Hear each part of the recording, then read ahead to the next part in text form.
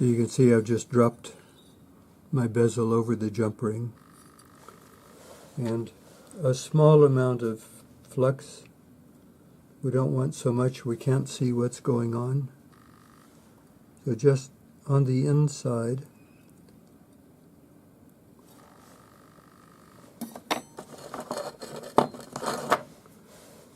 And I'm going to use 2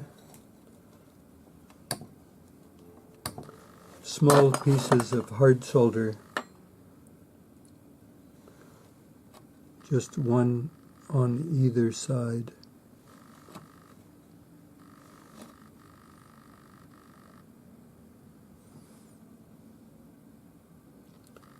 And we want the solder touching both the jump ring and the bezel, like that.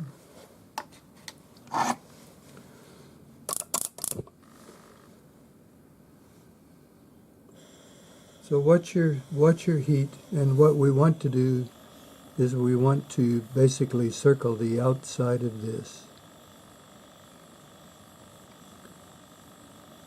So outside, inside, outside, inside. And it's just to make sure that everything is up to temperature and the solder stays down on the bottom. We don't want it to jump up on the inside of the bezel.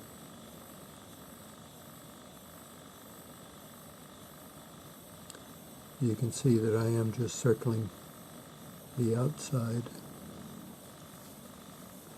So there the solder flowed. Have a quick look. Yep, flowed all the way around, and I'm quite happy with that. So now we'll quench it in water and pickle it. So you can see my step on the inside and on the bottom, because it was a jump ring, slightly rounded, so it wouldn't fill completely with solder. But this is 1 millimeter thick, so we can quite easily just sand this back. Use our sanding stick, and I just hold it with my finger. We're just going to tidy up the base a bit.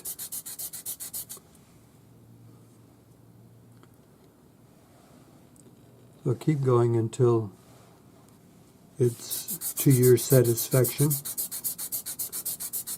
We want the bottom to be pretty.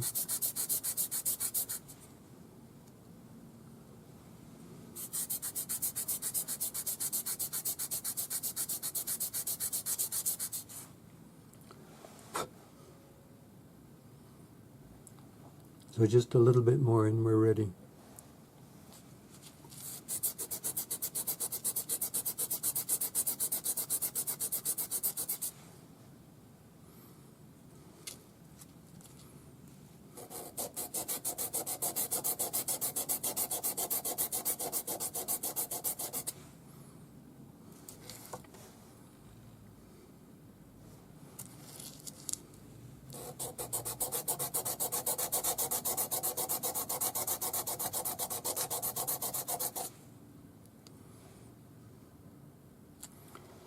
All right, I can live with that. Not bad. And now we're going to solder it onto a ring. It can go on anything really. It can go on a scroll work ring like this. It could go on a double ring like this. Because it's a step bezel, it's self-supporting. If we were going to solder it on a flat ring, we wouldn't have had to bother with the step bezel. We could have just soldered the bezel directly on. This just makes it more user-friendly. So you can see that this would solder onto something like this quite easily, and the back will be open, but it'll support the stone.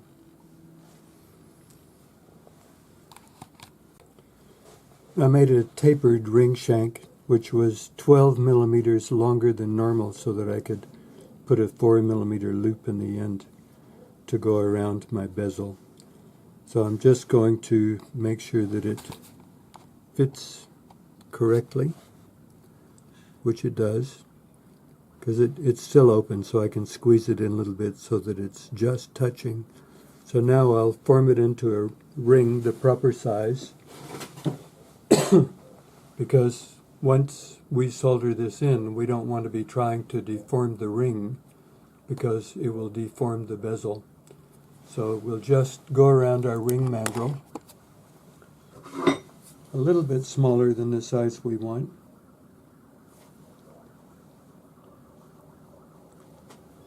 Just push it around with your fingers. Use your rawhide hammer.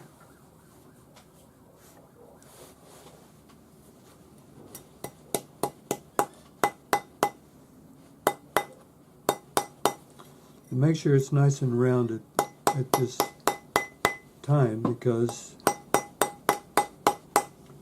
it's difficult. It would be difficult to sort this out later. So this is going to be a size R, and you can see roughly how it's going to look. And I may just bring this over and solder it, just to, we could leave it open so it's adjustable, or we could solder it.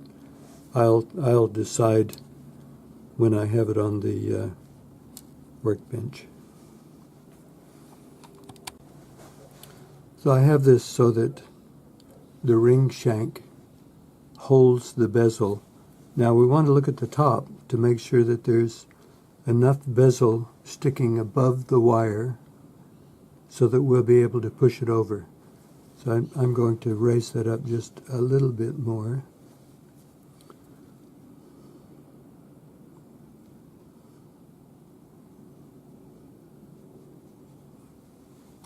So I'm quite happy with that. So that's about 1.5 millimeters sticking up, and that'll be lovely. So now I'll just hold this on my third hand and solder it. So I'm holding this so that the bezel is just gently touching the charcoal block. I want it so that it won't fall all the way through, but I don't want a lot of pressure against it so that it'll push it back up through. So I'm just going to, small amount of flux, 2 pieces of hard solder, once again, 2 small pieces, and I'll put one on this side and then one on the inside. It just makes it a little bit easier to see, and it gives me a decent amount of solder. I don't want to have too little, but I don't want to have too much either. So this is hard solder once again.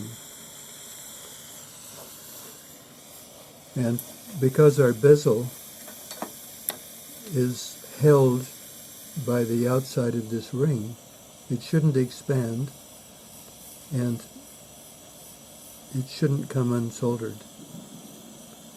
So you can see I'm just circling.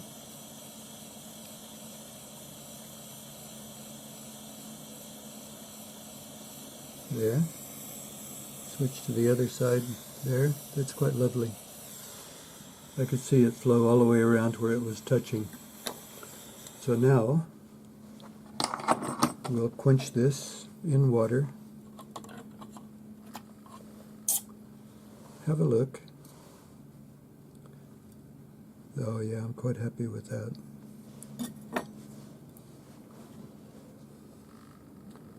So you can see the inside of the bezel is still nice. The base of the bezel is nice, well soldered, good solder join. Now I think I'll just leave this so it's adjustable. So I'm going to leave this end free, and I think I'll curve it just a little bit just for aesthetics. But the ring is the proper size. It's ready to pickle and set the stone now. We're out of the pickle, And I'm going to put it in the tumbler and polish it before I set the stone, because the bezel is fine silver and the tumbler won't work harden it enough to matter.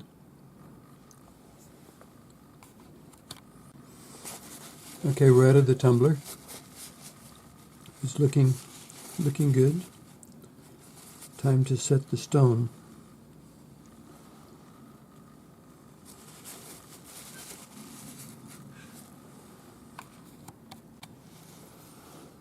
So I've just got this in my bench vise, and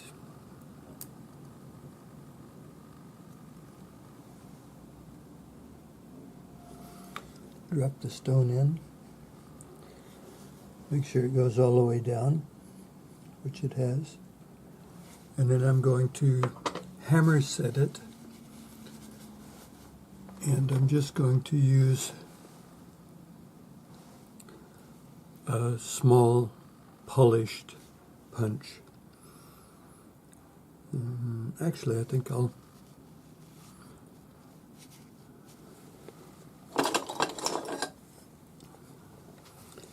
use a bezel rocker and just see.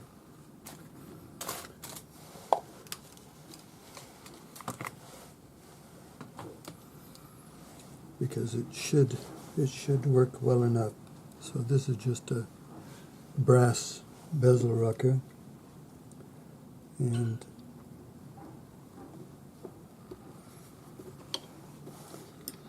so I'm just going to push at a 45-degree angle.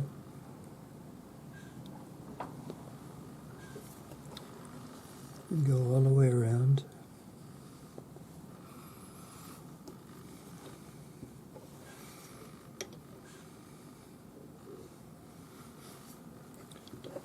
And all the way around again.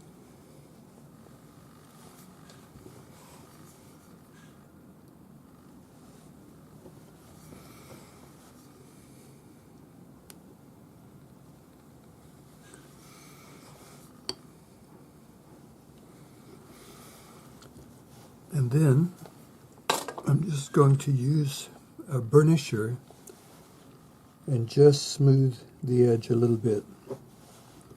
And I'll just hold that in my hand to do this. But the stone is set at the moment, so it's just a matter of smoothing this up a little bit.